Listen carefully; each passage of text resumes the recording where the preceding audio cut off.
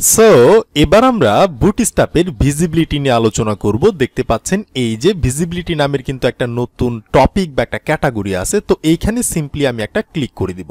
দেখতে পাচ্ছেন আমরা কিন্তু ভিজিবিলিটি নামের যে টপিক সেটার মধ্যে আছি। তো আমি যদি স্ক্রল করে নিচের দিকে যাই, এইখানে জাস্ট ছোট্ট একটা টপিক হচ্ছে ভিজিবিলিটি। বুটস্ট্র্যাপের মধ্যে এটা হচ্ছে সবথেকে ছোট্ট একটা টপিক। তো আমি যদি স্ক্রল করে নিচের দিকে যাই, দেখতে পাচ্ছেন এটার নিচে সাসের জিনিস, সো এটার নিচে আর কিছু নাই। তো এবার প্রশ্ন হচ্ছে ভিজিবিলিটি জিনিসটা কি? আমরা কিন্তু ইতিমধ্যে সিএসএস টিউটোরিয়ালের মধ্যে দেখে আসছি যে ভিজিবিলিটি জিনিসটা কি।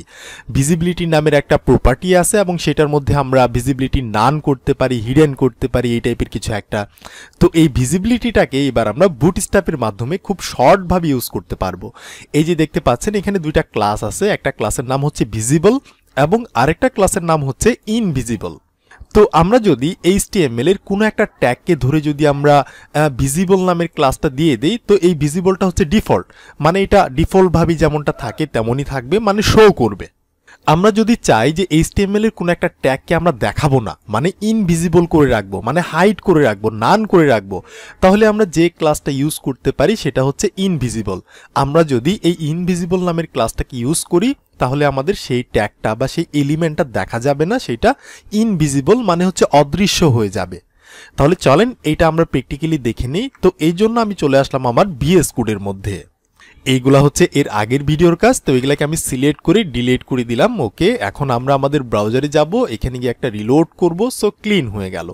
তো এবার আমি এখানে যে কোনো একটা ট্যাগ নিতে পারি, ধরেন আমি H1 নামের একটা ট্যাগ নিলাম এবং এখানে আমরা লিখলাম যে কিছু একটা, যে হ্যালো বাংলাদেশ, কিছু একটা আমি এমনিতে লিখলাম। তাহলে আমাদের আউটপুটটা চলে আসার কথা, দেখতে পাচ্ছেন আউটপুটটা কিন্তু চলে আসছে। তো এবার এটার নিচে আমি একটা পি ট্যাগ ক্রিয়েট করতে পারি। ধরেন একটা পি ট্যাগ আমি ক্রিয়েট করলাম, এখানে আমরা লিখলাম যে কিছু একটা, ধরেন আমরা লরেম থেকে 5 ওয়ার্ডের কিছু টেক্সট আমরা নিয়ে নিলাম।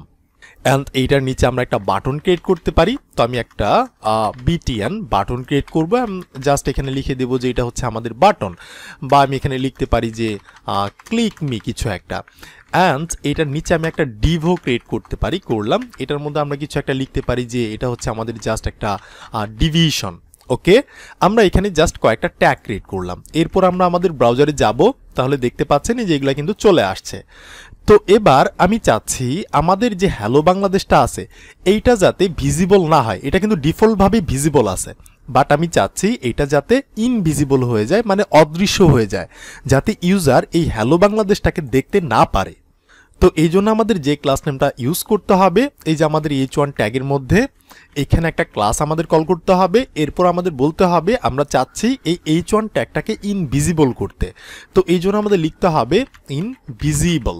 তাহলে দেখতে পারবেন আমাদের এই ট্যাগটা কিন্তু চলে যাবে। লক্ষ্য রাখবেন, এই যে দেখতে পাচ্ছেন, মানে এর জায়গাটা কিন্তু আছে, এখানে কিন্তু আমাদের হ্যালো বাংলাদেশ টেক্সটটা আছে, বাট শুধুমাত্র সেটা অদৃশ্য হয়ে আছে, আমরা শুধুমাত্র দেখতে পাচ্ছি না, বাট এটা কিন্তু এখানে আছে।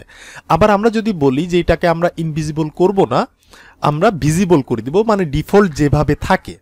তো আপনি দেখতে পারবেন, এই যে দেখতে পাচ্ছেন এখন কিন্তু এটা দেখা যাচ্ছে। আমি যদি ভিজিবলটা নাও দেই তারপর দেখা যাবে, কারণ হচ্ছে এটা ডিফল্ট বিহেভিয়ার। ঠিক আছে, তো এইভাবে আমরা এটাকে ইউজ করতে পারি। তো আমি এখানে আবারও ইনভিজিবল করে দিই, ভিজিবল ইনভিজিবল, সরি বানানটা মিস্টেক হয়েছে, ইনভিজিবল হবে। তাহলে এটা চলে গেল। তো এরপর আমাদের এই যে প্যারাগ্রাফটা আছে না, লরেম ইপসাম, এইটাকেও আমরা ইনভিজিবল করব, এটাও যাতে দেখা না যায়। তাহলে আমাদের কি করতে হবে, এই যে এখানে পি ট্যাগের মধ্যে গিয়ে ক্লাস ইউজ করতে হবে। এরপর আমাদের লিখতে হবে ইনভিজিবল, যাতে আমাদের প্যারাগ্রাফটাও দেখা না যায়। দেখতে পাচ্ছেন এটাও কিন্তু দেখা যাচ্ছে না।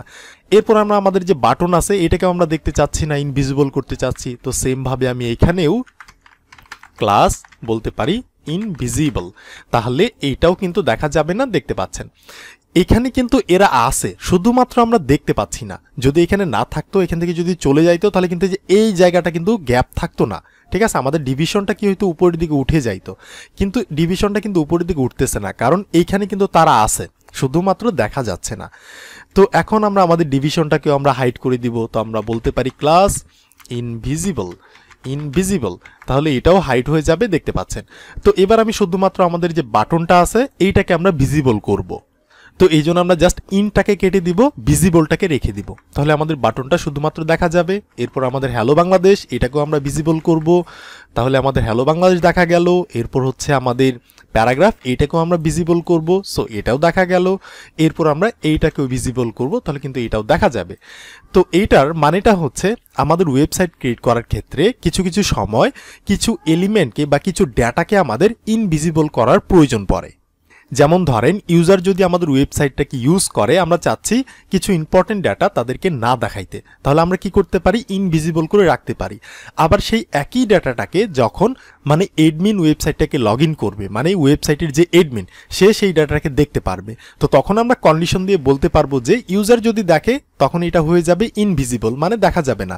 বাট এডমিন যদি দেখে, কন্ডিশন দিয়ে আমরা বলবো, যখন আমরা জাভাস্ক্রিপ্ট শিখবো তখন আমরা এগুলা বিস্তারিত আলোচনা করবো এবং আমরা জানবো, যখন এডমিন দেখবে তখন এটা কি হয়ে যাবে, এটা ভিজিবল হয়ে যাবে। সো কন্ডিশনের ক্ষেত্রে এটা প্রয়োজন পড়ে অনেক।